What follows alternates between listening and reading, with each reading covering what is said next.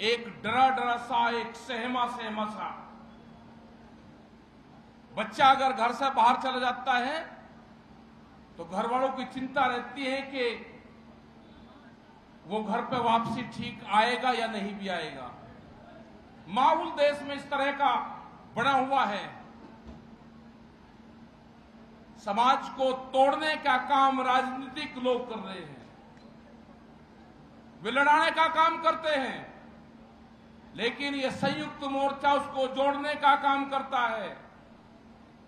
9 महीने से यही तो हुआ।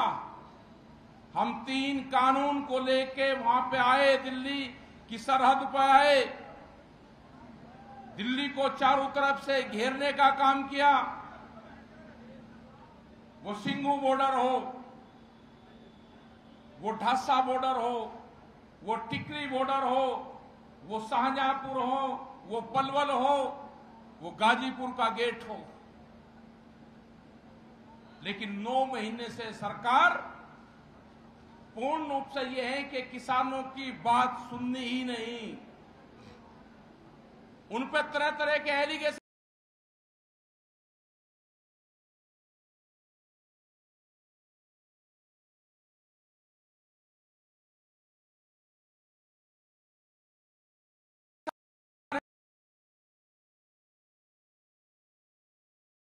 कम्युनिटी के लोग आ गए तो कहा कि ये जाटिस्तान के लोग हैं। अलग अलग नामों से पुकारा गया। 26 जनवरी को हमने कहा कि देश का किसान वो ट्रैक्टर लेकर दिल्ली में आएगा जो भारत सरकार ने 10 साल पुराने ट्रैक्टर बंद कर दिए गए। वे एनजीटी के ऑफिस को और दिल्ली सरकार को हम दिखाना चाहते हैं, भारत सरकार को, कि 10 साल पुराना ट्रैक्टर हमारे खेत में भी चलता है।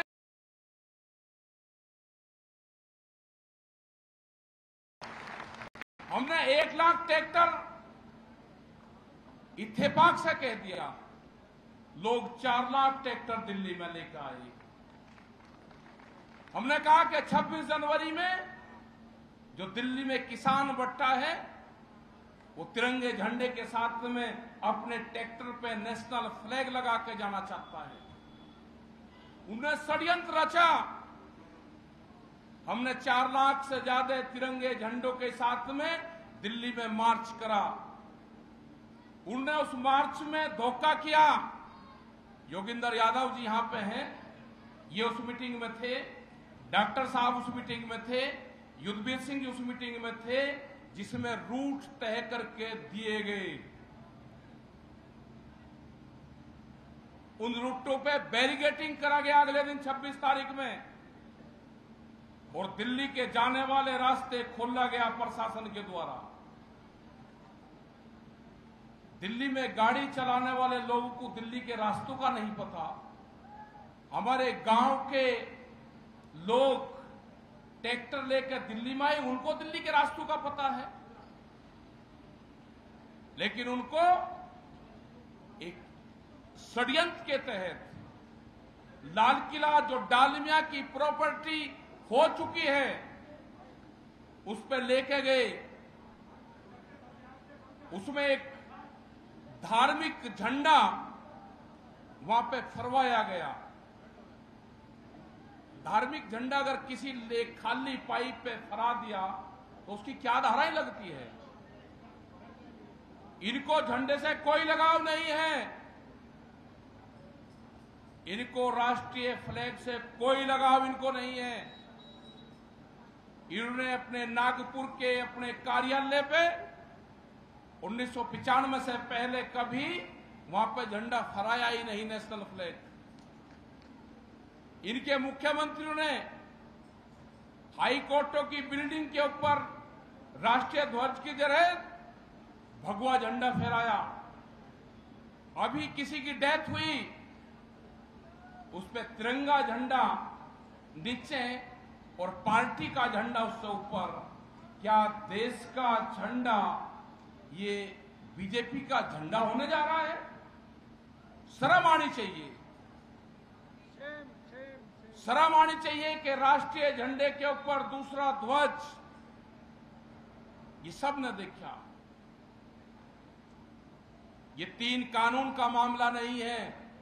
अब मामला है कि देश कैसे बचेगा। अभी बिखरी हैं जमीनें, खेल के मैदान बिकेंगे, मंडियों की खाली जमीनें बिकेगी। उनके भी ऑर्डर आगे के मंडियों की खाली जमीनें इसलिए बेची जाएगी, बोर्ड द्वारा प्रस्ताव कर दिए गए उनके कि मंडियों की आमदनी कम है, इसलिए यहां पे एग्री बेस इंडस्ट्रीज लगाई दी जाए। जिसने आरएसएस की ट्रेनिंग करी होगी, अपने साथियों को, अपने व्यापारी साथियों को वे जमीन 1 रुपए की लीज पे 33-33 साल के पट्टे दिए जाएंगे। ये जमीनें जाएंगी आपकी मंडी की, ये पूरे देश में जाएंगी। अभी मध्य प्रदेश में उनके प्रस्ताव आ गए हैं मंडी बोर्ड के। रेलवे बिका है, एलआईसी, एयरपोर्ट, रेलवे स्टेशन, ट्रेनें, खेल के मैदान, इस देश में बचेगा क्या? किसान की जमीन जाएगी। ये कहते हैं कि इस कानून में काला क्या है वो बताओ।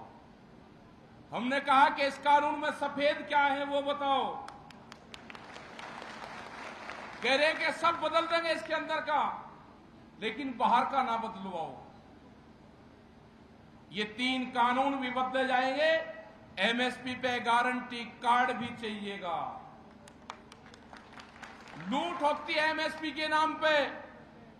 जो आपके यहां से 800 रुपए क्विंटल धान की बोली लगती है, एक किसान अपने खेत में उगा हुआ 40-50 क्विंटल धान नहीं बेच सकता।